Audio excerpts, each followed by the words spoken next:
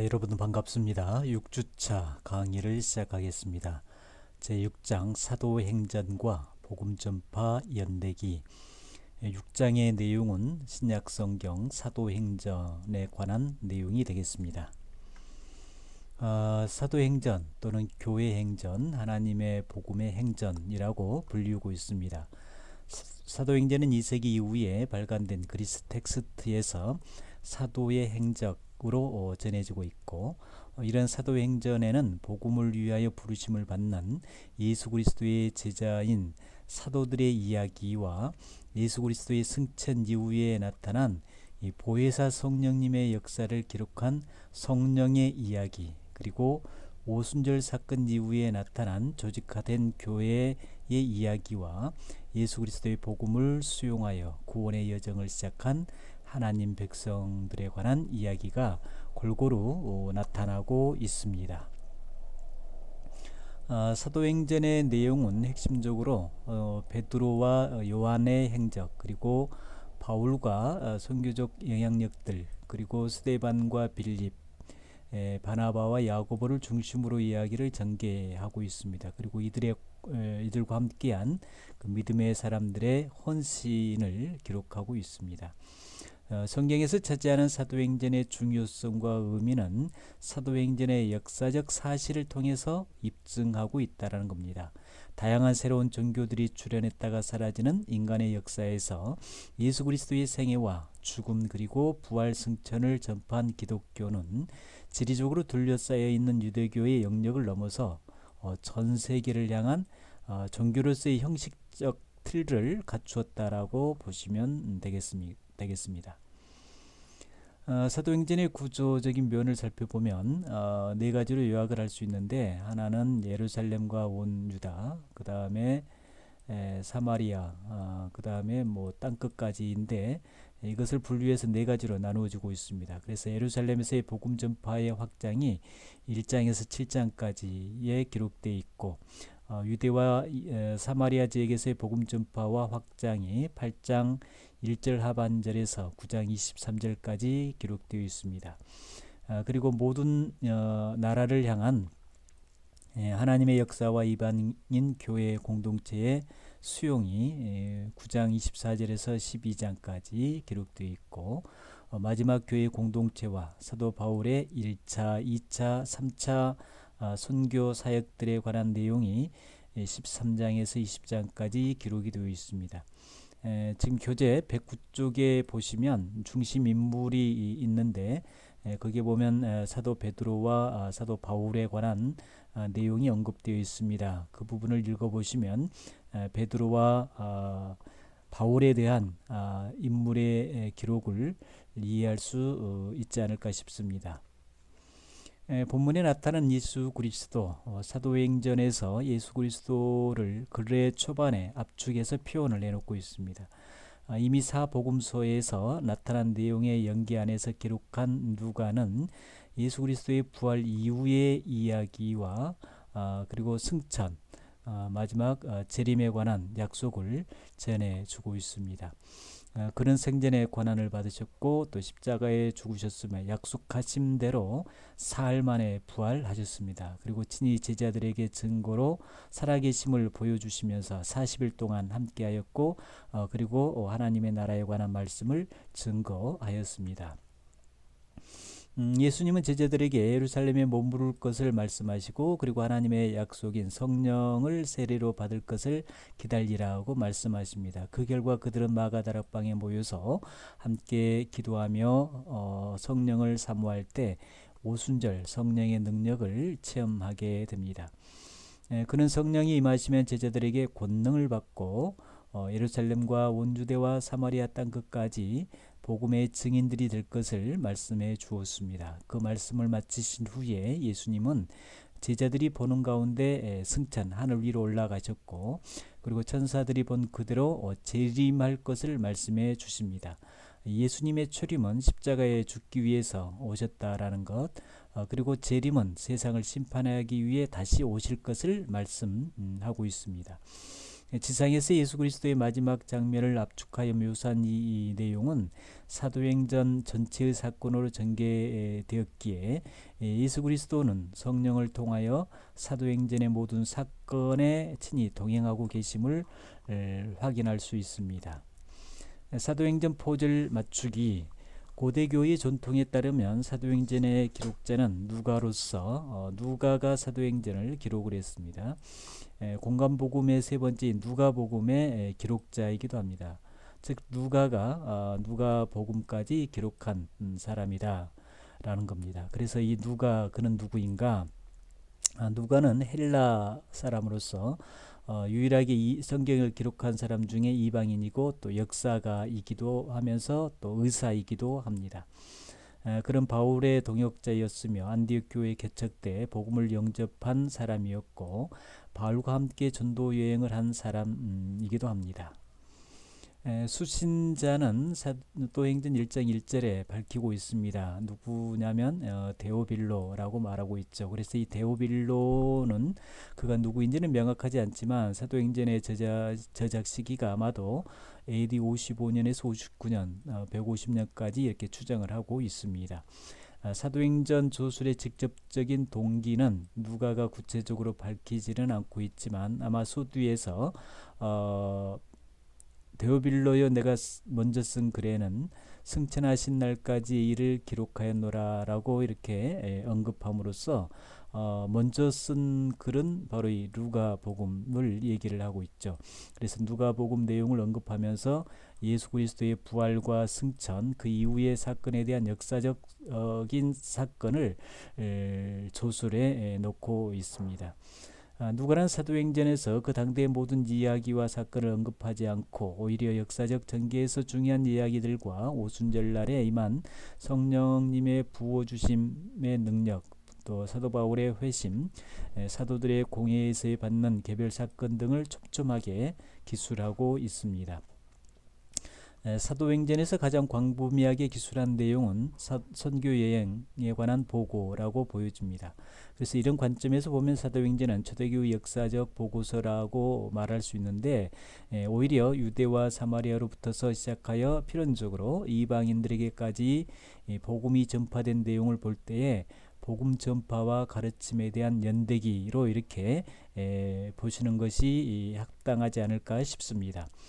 복음의 가르침과 선교 연대기의 사도행전은 지리학적으로 구분된 세 분류로 분류합니다. 하나는 예루살렘 교회, 또 유대와 사마리아 교회, 열방 교회로 이렇게 셋으로 나누어집니다. 이러한 점진적이고 확장적인 구조는 신흥 종교로서의 기독교 뿌리를 분명히 하면서 동시에 기독교가 특정 지역과 국가에 예속되는 것이 아니라 모든 나라와 사람들에게 열린 종교임을 누가가 밝혀주고 있습니다. 하나님은 구약적 의미에서 본다라면 이스라엘과 유대인의 하나님 일뿐 아니라 신약적 의미에서는 그 하나님은 모든 사람들의 하나님, 인류의 모든 사람들의 하나님이심을 말씀하고 있죠. 이런 사실은 누가가 의도적으로 사도의 공의에 대한 논쟁적인 설명과 결정을 심도 있게 기술하고 있다는 점에서 알 수가 있습니다. 그래서 이 누가는 예루살렘에서 바울과 바나바와 함께 모인 사도들과 장로들이 이방 기독인들에게 할례와 유대 율법의 교훈들에 대하여 복종의 의무가 없음을 공포하였다는 사실에서 분명히 하고 있습니다.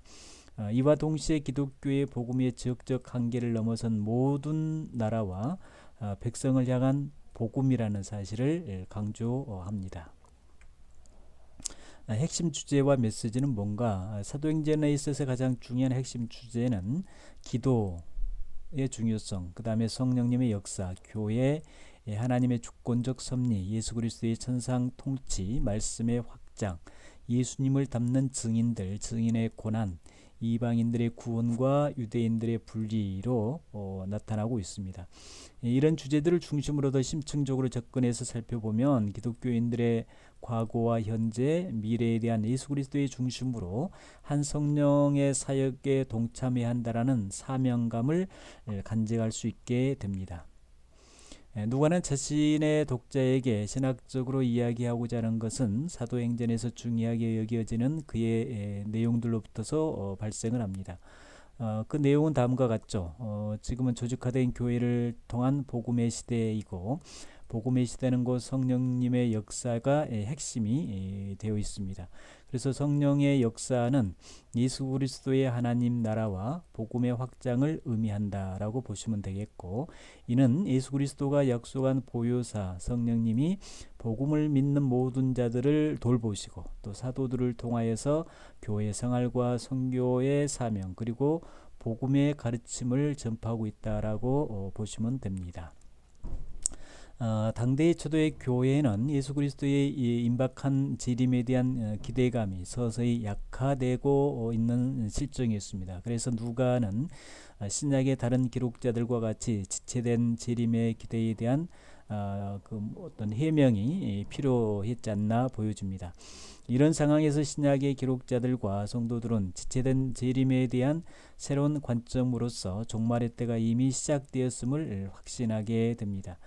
누가가 주목한 사실은 예수 그리스도가 선포한 구원의 소식이 다시 한번 유대인들과 이방인들에게 전파되었다라는 것입니다.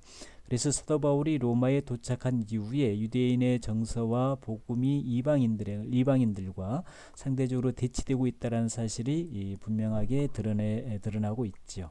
그래서 이런 구원이 이제는 이방인에게 전해졌고 또 이방인들도 복음을 듣고 구원에 참여하게 되었다는 것이 놀라운 사건이라고 할 수 있습니다.